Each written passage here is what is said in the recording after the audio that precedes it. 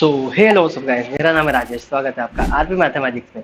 आज के इस वीडियो में मैं लेके आया हूँ क्लास 9 का चैप्टर नंबर 2 रियल नंबर्स का लेक्चर नंबर 2 वीडियो। सो चलिए बिना देरी के शुरू करते हैं। So our first topic will be, जो हम पहले देखने वाले हैं हम कुछ बेसिक्स क्लियर करेंगे। सो हमारे बेसिक्स क्या है,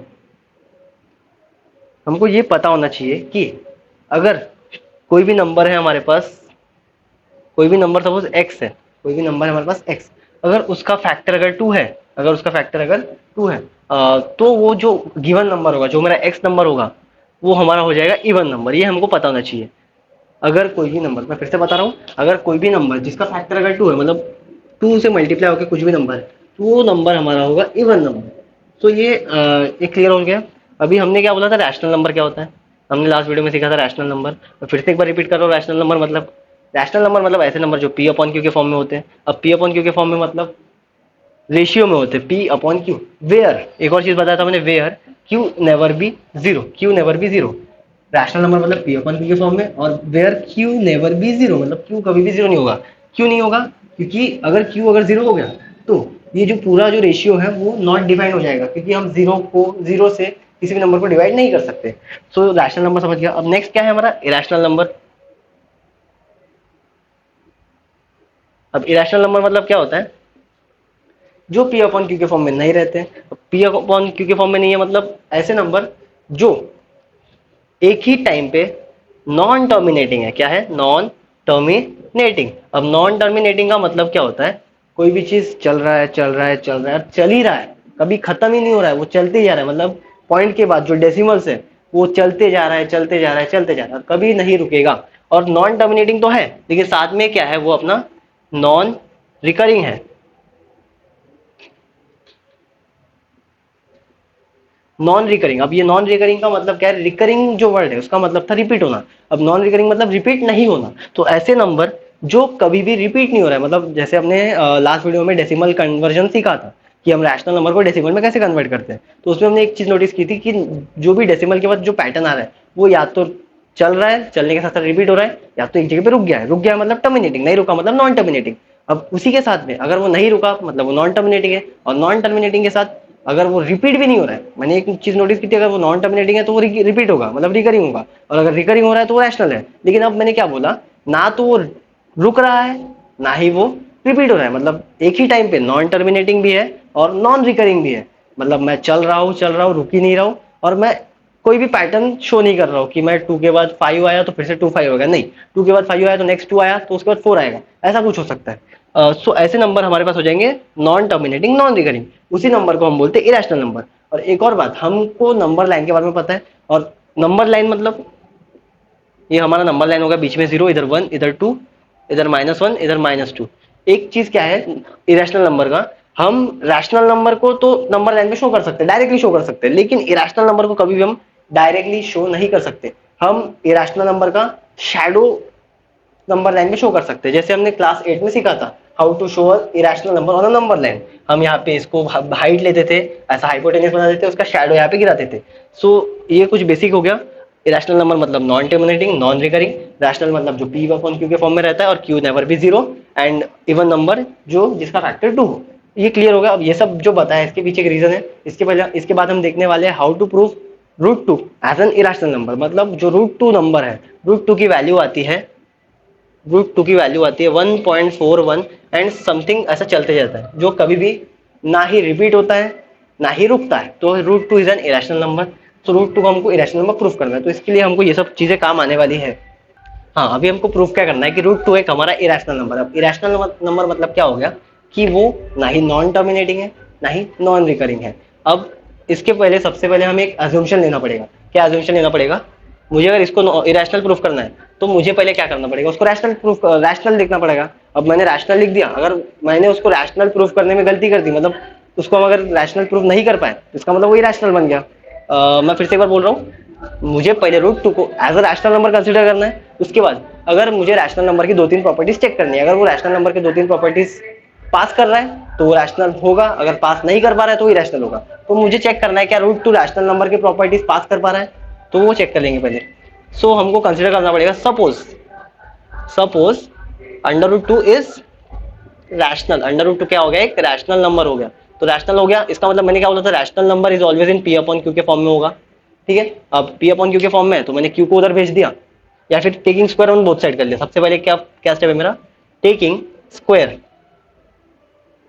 ऑन बोथ साइड्स, तो ये बन जाएगा 2 is equal to p square upon q square. अब क्यू स्क्वायर को इधर भेज दिया तो 2q स्क्वायर हो गया is equal to p square. अब यहाँ पे मुझे क्या पता चल रहा है, मेरा पी स्क्वायर का जो फैक्टर है वो 2 है। मैंने अभी बेसिक बताया, अगर किसी भी नंबर का फैक्टर अगर 2 होता है तो वो मेरा ओरिजिनल नंबर जो था वो मेरा एक इवन नंबर होगा। तो यहाँ पे मैं लिख सकता हूँ P square is even number, P square is even number, P square is even लिख दो। अभी क्या हो गया, पी स्क्वायर इवन है, पी स्क्वायर क्या है मेरा, इवन है। अब एक और बेसिक प्रॉपर्टी क्या आती है, अगर कोई भी नंबर का स्क्वायर अगर इवन आ रहा है, अगर कोई भी नंबर का स्क्वायर इवन आ रहा है तो मेरा जो गिवन नंबर होगा वो भी इवन होगा, और कोई भी नंबर का स्क्वायर अगर ऑड है तो वो गिवन नंबर भी मेरा क्या होगा, ऑड होगा। ये एक बेसिक प्रॉपर्टी है। हमने अगर इवन नंबर का स्क्वायर किया तो हमको इवन मिलने वाला है, ऑड नंबर का स्क्वायर किया तो हमको ऑड मिलने वाला है। तो यहाँ पे मैंने पी स्क्वायर का पी का स्क्वायर किया, इसका मतलब पी भी मेरा क्या होगा, P is also even, P is also even. अब p इवन है, इसका मतलब p का फैक्टर क्या होना चाहिए, 2 होना चाहिए। अभी p की वैल्यू कैसे मिल रही है मेरे को, 2 टाइम्स t मिल रही है। अब t यहाँ पे कोई तो भी, t यहाँ पे कोई तो भी, यहाँ पे p is equal to 2 times t, मतलब 2 is the factor of p। तो यहाँ पे t belongs to natural number, या नेचुरल नंबर नहीं लिखते, यहाँ पे इंटीजर लिखते हैं। ठीक है, इंटीजर लिखेंगे, यहाँ पे -1 भी हुआ तो -2 तो वो भी इवन नंबर है। तो p belongs to i, i मतलब इंटीजर। सो यहाँ तक हो गया। अभी मैंने क्या कंसिडर किया, मेरा t जो है वो एक इंटीजर है और p की वैल्यू 2 टाइम्स t है, तो p की वैल्यू मैं यहाँ पे पुट कर दूं, हो जाएगा।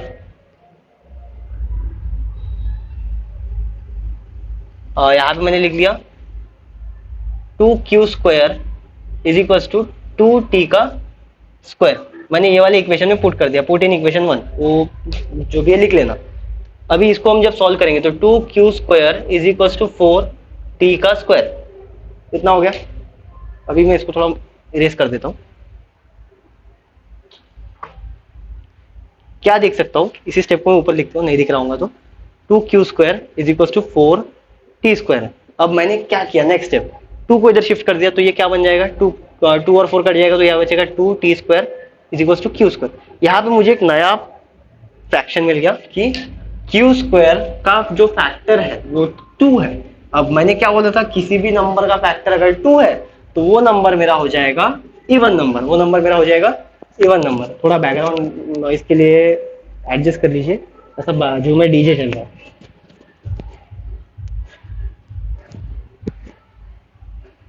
सो अभी मुझे क्या पता चला, q square is even, q square is even. क्यों इवन है, क्योंकि q स्क्वायर का फैक्टर क्या है मेरा 2 है। अब मैंने एक और बात बताया था, किसी भी इवन नंबर का स्क्वायर करोगे तो इवन मिलेगा, ऑड नंबर का स्क्वायर करोगे तो ऑड मिलेगा। तो यहाँ पे q स्क्वायर इवन है, इसका मतलब मेरा क्या होगा, q is also even, q is also even. अब ये जो प्रूफ था, ये प्रूफ के पहले हम एक स्टेटमेंट लिखना भूल गए, जो हमारा p अपॉन q के फॉर्म में रहता है, जो हमारा रैशनल नंबर रहता है, रैशनल नंबर हमेशा सिंपलेस्ट फॉर्म में रहता है। कौन से फॉर्म में, सिंपलेस्ट फॉर्म। सिंपलेस्ट फॉर्म का मतलब दोनों का जो एचसीएफ होगा, p और q का जो एचसीएफ होगा, p और q का एचसीएफ, इसको मैं थोड़ा ऊपर लिख लेता हूं, इसके नीचे लिखना है, सपोज रूट रैशनल नंबर के नीचे लिखना है कॉमन फैक्टर, या फिर लिखेंगे HCF of p and q is 1। ठीक है, 1 लिख दिया। ये स्टेप हम क्यों लिखा है यहाँ पे, इसके रीजन देखो, q is also even, p is also even. ठीक है, अब दो नंबर इवन है, इट मीन्स दोनों के फैक्टर में क्या होना चाहिए, 2 होना चाहिए। So as per solution, as per solution मुझे क्या मिल रहा है, p and q is even, p and q is even, hence both has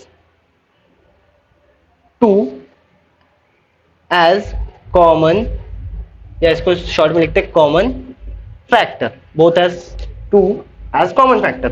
अब मैंने क्या बोला था, हाईएस्ट कॉमन फैक्टर क्या है, 1 है, तो ये 2 कहां से आ गया, हाईएस्ट कॉमन फैक्टर अगर 1 है तो ये 2 कहां से आया, ये हमारा यहाँ पे अजम्पशन ही गलत हो गया कि हमने रूट टू को जब रैशनल नंबर लिया तो हम उसका जो भी प्रूव है वो नहीं कर पाए। अगर ये सब करने के बाद अगर एचसीएफ हमको 1 मिलता था या फिर ये पी स्क्वायर या पी अगर इवन साबित नहीं होता था तब जाके हम बोल सकते थे कि root two is rational number. But ऐसा हुआ क्या? नहीं हुआ।